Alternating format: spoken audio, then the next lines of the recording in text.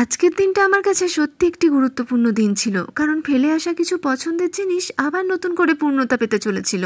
Hello বন্ধুরা, কেমন আছেন সবাই? সকাল থেকে দিনটা খুব ব্যস্ততার মধ্যে কেটেছিল।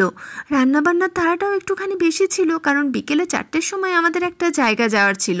আর রান্নাবান্না এমন একটা জিনিস, যত তাড়াতাড়ি হোক ততটাই আর কি মনটা শান্তি আসে। আর 1 ঘন্টা রেস্ট নিয়ে যেতে পারলে শরীরটাও ভালো লাগে। আর আজকের দিনটা না আমার কাছে সত্যি একটা স্পেশাল দিন, জানেন? কারণ এই দিনটাতে ফেলে আসা কিছু পছন্দের জিনিস আবার নতুন করে আর কি পূর্ণতা পেতে চলেছে। কারণ অনেক দিন পর আমি আবার গানের রিহার্সালে যাচ্ছি। তো 9 তারিখ আমাদের একটা প্রোগ্রাম রয়েছে মাতৃ সম্মেলনে। তো সেই মাতৃ সম্মেলনেরই কিছু গান আর কি আমরা সকলে মিলে করব। তো সেটার প্রোগ্রামের জন্যই আজকে 4টের সময় আমরা বের হব। তো ওই জন্য আর কি সকাল থেকে আর কি কাজের তাড়াটাও একটু বেশি ছিল। আর বহু বছর গান করেননি, জানেন? প্রায় অনেক বছর হয়ে গেল গানের সাথে কোনো সেরকম সম্পর্ক নেই।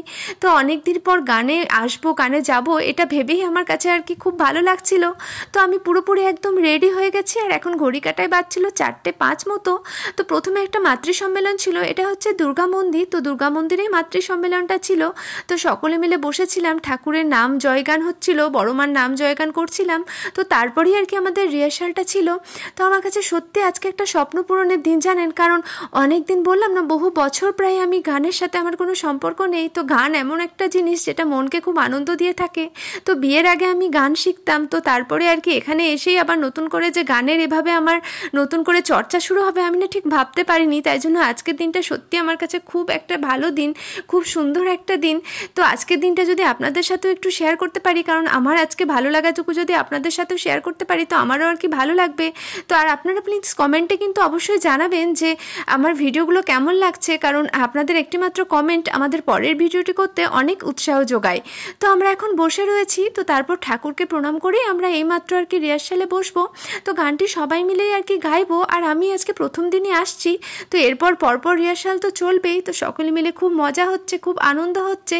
আসলে এইটুকু আনন্দই আমাদের জীবনে থেকে যায়, তাই না বলুন? চারপাশটাই তো আর কি সবসময়ের জন্যই আর কি আমরা ব্যস্ত থাকি। তো ব্যস্ততার লাইফে আর কি এইটুকুই থেকে যায়। তো অবশেষে গানের রিহার্সাল হয়ে গেল। তো গানের রিহার্সালে ভিডিওটি আর করা হয়নি। তো ওটি একদম 9 তারিখের জন্য তোলা থাকলো। তো তখনই আর কি আপনারা শুনবেন গানটি। তো এখন খুব ভালো লাগছে। তো এখানে এখন আমরা আর কি দাঁড়িয়ে আছি। আর এখন বাড়ি যাওয়ারও আর কি পালা, কারণ সবটাই কমপ্লিট হয়ে গেল। তো এখন এই যে কর্তা গিন্নি বলে এখন রাস্তায় আর কি হাঁটছি, আর ঈশানবাবু সামনে হাঁটছে। তো যাই হোক, আজকের মতো ভিডিওটি এখানেই শেষ করলাম। তো আমার ভালো লাগার কিছু জিনিস আপনাদের সাথে শেয়ার করতে পেরে আমারও খুব ভালো লাগলো। তো আপনারা সবাই ভালো থাকবেন, সুস্থ থাকবেন। আবার দেখা হচ্ছে আপনাদের সাথে নেক্সট ভিডিওতে।